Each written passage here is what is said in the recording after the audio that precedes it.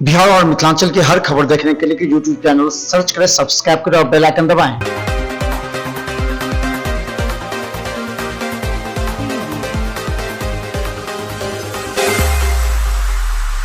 नमस्कार, बिहार मिथिला न्यूज में आपका स्वागत है। मैं हूं मनोज और पटना की सबसे बड़ी खबरों पर नजर डाल। मिथिला न्यूज लगातार आपको दिखा रही है दरभंगा और पटना के साथ मिथिलांचल में सबसे बड़ी घटना। बिहार विधानसभा का सत्र समापन के बाद आज विधानसभा अध्यक्ष ने साफ कहा है कि पहली बार फेसबुक और यूट्यूब के जरिए लाइव हुआ है और पहली बार 100% सवालों के जवाब इसमें दिए गए हैं। जिस विभाग ने बेहतर कार्य करते हुए सभी सवालों के जवाब दिए हैं, उन्हें सम्मानित किया जाएगा। प्रारंभ करेंगे और जिस तरह से प्रबोधन कार्यक्रम हम लोग किए थे, एक बार बृहद कार्यक्रम हम लोग शुरू करेंगे। इस पर हम लोगों की आपस में बातचीत भी हो गई है।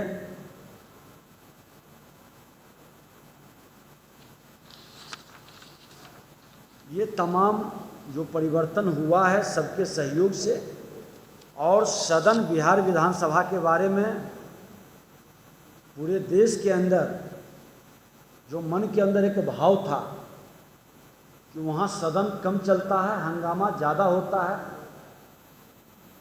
वो भाव को समाप्त करने के लिए सभी माननीय सदस्य पक्ष प्रतिपक्ष ने मिलकर एक अच्छा उदाहरण पेश किए और सदन निर्बाध रूप से चलते रहा।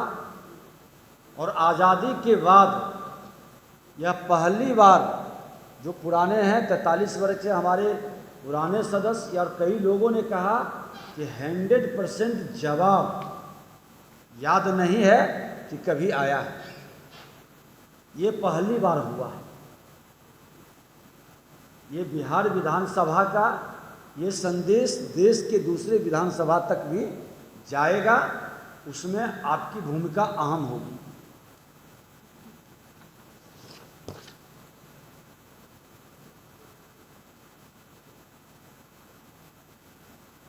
इस सत्र में कुल 604 तारांकित प्रश्न स्वीकृत हुए। इनमें से 569 प्रश्नों के उत्तर प्राप्त हुए, कुछ स्थानांतरित भी हुए हैं। 567 प्रश्नों के उत्तर निर्धारित तिथि के पूर्व आ गए, जो 18 विभाग को हमने दिखाया कुछ काल बाद में। मात्र 2 प्रश्न के उत्तर निर्धारित तिथि के बाद आए हैं। अब तक मात्र 33 प्रश्नों के उत्तर सत्र के उपरांत प्राप्त। पथ निर्माण मंत्री नितिन नवीन ने आज संवाददाताओं को संबोधित करते हुए बताया कि कितना इस बार प्रधानमंत्री सड़क योजना से कार्य हो रहा है। उन्होंने कहा कि कई ऐसे प्रस्ताव हैं जिसे केंद्र सरकार को भेजा जाएगा। इस संबंध में उन्होंने आरोप लगाते हुए कहा कि तेजस्वी यादव सिर्फ राजनीति रोटी सेकते हैं। उनके सुझाव का लाभ लेकर हम लोग इस प्रस्ताव को भेज रहे हैं।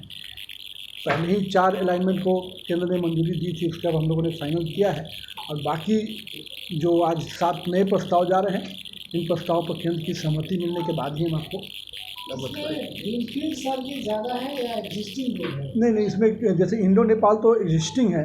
इन पर दिगवाड़ा रक्सौल ग्रीनफील्ड है। पटना कलकत्ता में भी मैक्सिमम जगह ग्रीनफील्ड रहेगा। कुछ पुराने लाइन में जो झारखंड का पार्ट है, सब कुछ अलग अलग पार्ट में होगा। फिर आपको पटना, बनारस और बक्सर, जो अभी हम आपको बताएं, बक्सर से बनारस, उसमें ग्रीनफील्ड बहुत है। नंबर मिला था, उस आंसर को बाद में मिटा करके दोबारा ओवरराइटिंग की गई है, यानी उनके अंक को कम कर दिया गया और उनको फोन करके बार बार कहा जा रहा था कि अगर आप पैसे देंगे तो अधिक अंक प्राप्त किए जाएंगे। इस बार कई जगह इसी तरह की शिकायत भी मिली है। पटना सिटी के दीदारगंज में ब्रैडफोर्ड स्कूल के छात्राओं ने एक बार फिर हंगामा खड़ा कर दिया। मामला दीदारगंज स्थित निजी स्कूल की है, जहां के लगभग सैकड़ों छात्राओं ने आंसर पेपर दिखाया गया, जिसे देखकर सभी छात्रों का पारा आसमान पर चढ़ गया। छात्रों का आरोप था कि जो आंसर पेपर उन्हें दिखाया गया है, उसमें नंबर के साथ ओवर राइटिंग कर कम नंबर दिए गए हैं। लगभग सभी छात्रों के आंसर पेपर के साथ ऐसा ही किया गया है। वहीं बच्चों ने कल यानी बुधवार को आरोप लगाया था कि स्कूल प्रबंधन के तरफ से 5,000 के रकम की मांग की गई है, जिसमें कहा गया है कि अगर पैसे देते हैं तो नंबर अच्छा आएगा, पैसे नहीं देने पर अच्छे मार्क्स प्राप्त नहीं होंगे। पथ निर्माण मंत्री नितिन नवीन ने आज संवाददाताओं को संबोधित करते हुए बताया कि कितना इस बार प्रधानमंत्री सड़क योजना से कार्य हो रहा है। उन्होंने कहा कि कई ऐसे प्रस्ताव हैं जिसे केंद्र सरकार को भेजा जाएगा। इस संबंध में उन्होंने आरोप लगाते हुए कहा कि तेजस्वी यादव सिर्फ राजनीति रोटी सेकते हैं। बिहार सरकार के पथ निर्माण मंत्री नितिन नवीन एवं बिहार सरकार के कला संस्कृति एवं युवा खेल विभाग मंत्री आलोक रंजन ने बड़ी संख्या में आए भाजपा कार्यकर्ता एवं आमजनों की फरियाद को सुनकर ऑन द स्पॉट समाधान किया। सहयोग कार्यक्रम में उपस्थित संवाददाताओं को संबोधित करते हुए बिहार सरकार के मंत्री नितिन नवीन ने कहा कि बाढ़ के कारण खराब हुए सड़कों को पानी निकलने पर तुरंत बनाया जाएगा। वहीं पत्रकारों के सवाल पर कहा कि नेता प्रतिपक्ष तेजस्वी यादव को जनता से सरोकार नहीं, केवल राजनीतिक रोटी सेकना चाहते हैं। कार्यालय पहले भी चलता था, उसी क्रम को पार्टी ने फिर से शुरू किया क्योंकि कोरोना का कालखंड था तो थोड़ा सा उन चीज़ों को रुका हुआ था। अब थोड़ा चीज़ें नॉर्मलाइजेशन हुई हैं तो प्रयास ये है कि जनता की समस्याओं को पार्टी कार्यालय में उठाए। जो बिहार भर से अपने लोग हैं वो आते हैं तो उनको भी पार्टी कार्यालय के फोरम से भी हम लोग उनकी समस्याओं को सुने। आज जो विभाग की दृष्टि से जो समस्याएं आई हैं कुछ गोपालपुर के चर्चित विधायक जो अपने शब्दों और वाणों को लेकर के चर्चित रहते हैं, आज उन्होंने फिर एक बार कहा है। गोपाल मंडल गोपालपुर के विधायक हैं जिन्होंने पीएम मटेरियल के मुद्दे पर कहा कि मुख्यमंत्री नीतीश कुमार ही सबसे अच्छे दावेदार हैं और उनमें पीएम मटेरियल के सभी गुण मौजूद हैं। इसके अलावा उन्होंने कहा कि इस बार पूरे सरकार पूरे कार्यकाल के दौरान सभी के साथ मिलकर काम की, कहीं भी भाजपा जदयू में किसी भी तरह का कोई मनमुटाव द्वेष नहीं है। अपने बिगड़ैल बोल को लेकर सुर्खियों में रहने वाले सबसे चर्चित चेहरा गोपालपुर विधायक गोपाल मंडल आज फिर सुर्खियों में छाए रहे। मीडिया से बात करते हुए उन्होंने कहा कि बीते दिनों में उपेंद्र कुशवाहा जो बिहार दौरे में निकले हुए हैं, उनका मकसद सिर्फ कुशवाहा को एकत्रित करना ही है। वहीं सम्राट चौधरी पर भी उन्होंने तंज कसते हुए कहा कि वह कभी एक पार्टी में स्थिर रह ही नहीं सकते, इसलिए उनकी कोई बात करना ही बेकार है। वहीं दूसरी ओर स्मार्ट सिटी को लेकर उन्होंने कहा कि बहुत जल्द शहर वासियों को स्मार्ट सिटी का काम दिखने लगेगा। अभी 4 साल हुए हैं, धीरे धीरे काम चल रहा है, परंतु काम रुका नहीं है। कोई भी काम अचानक से नहीं हो पाता, इसलिए शहरवासियों को धैर्य बनाकर रखने की जरूरत है। जिले भर का सम्राट चौधरी के बयान पर है जो उन्होंने कहा है कि एनडीए गठबंधन चलाना चुनौतीपूर्ण है, क्या लगता है सर? कहीं चुनौतीपूर्ण नहीं है।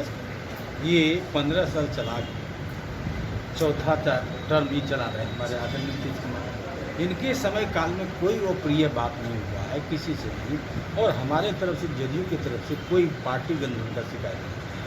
अब सम्राट चौधरी क्या है नहीं है, कभी इस दल में कभी उस दल में, कभी यहाँ कभी उन्हें, उनको लगता है उपेंद्र कुशवाहा आने के बाद अरे कुशवाहा तो कवर कर गया। सबसे दूसरा कैंसर हॉस्पिटल सवेरा हॉस्पिटल के द्वितीय कार्यक्रम के मौके पर पहुंचे स्वास्थ्य मंत्री मंगल पांडे, विधानसभा अध्यक्ष विजय कुमार सिन्हा के साथ कई मंत्री विधायक मौजूद थे। सबों ने इस सवेरा हॉस्पिटल के आम जनता के लिए किए जा रहे बेहतर कार्यों की सराहना की। उत्तर भारत का सबसे बड़ा कैंसर अस्पताल सवेरा कैंसर अस्पताल 4 अगस्त को अपने स्थापना के 2 वर्षों का सफर पूरा कर चुका है।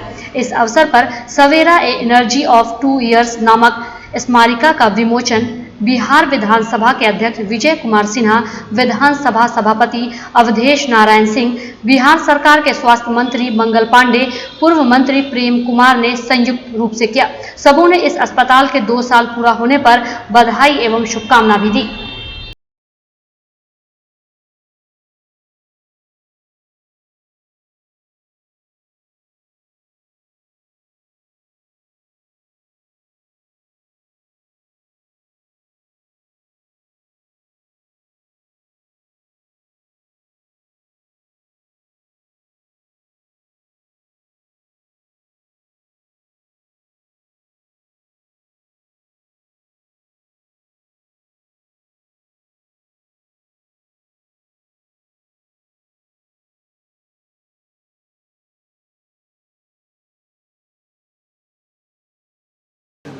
मंगल पांडे जी ने हमसे कहा कि ये तो इसका बर्थडे है ना।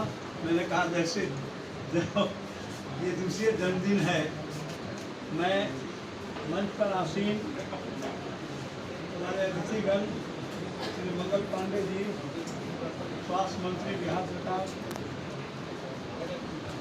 श्री विजय कुमार सिन्हा जी, जदयू के राष्ट्रीय अध्यक्ष ललन सिंह के बनने के बाद जनता दल यूनाइटेड में खुशी की लहर देखी जा रही है। कार्यकर्ता अपने अपने तरीके से ललन सिंह को इम्प्रेस करने का प्रयास कर रहे हैं। ललन सिंह ने भी अध्यक्ष बनने के बाद अपने ट्विटर हैंडल से ट्वीट किया और कहा है कि भारत में पूरी तरह देश में जदयू मजबूत होगी। गौरतलब है कि ललन सिंह के आगमन के लिए पटना की सड़कों पर तैयारी प्रारंभ होगी। बड़े बड़े बैनर पोस्टर में ललन सिंह और मुख्यमंत्री नीतीश कुमार के पोस्टर लगे हुए हैं, जो ये बताते हैं कि पटना में ललन सिंह का स्वागत किस कदर किया जाएगा।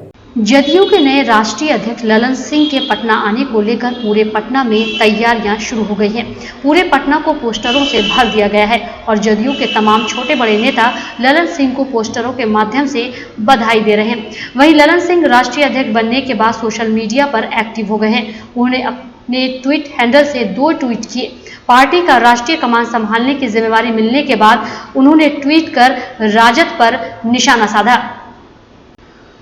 उन्होंने 18 से 25 वर्ष तक के युवाओं से कहा कि अपने आस पड़ोस के बुजुर्गों के पास बैठकर सीएम नीतीश कुमार के पहले के जंगल राज के बारे में जानें, क्योंकि 18 से 25 वर्ष के युवाओं ने सिर्फ नीतीश कुमार के ही शासन को देखा है। भारतीय पुरुष हॉकी टीम की शानदार जीत पर उन्होंने ट्वीट कर बधाई भी दी।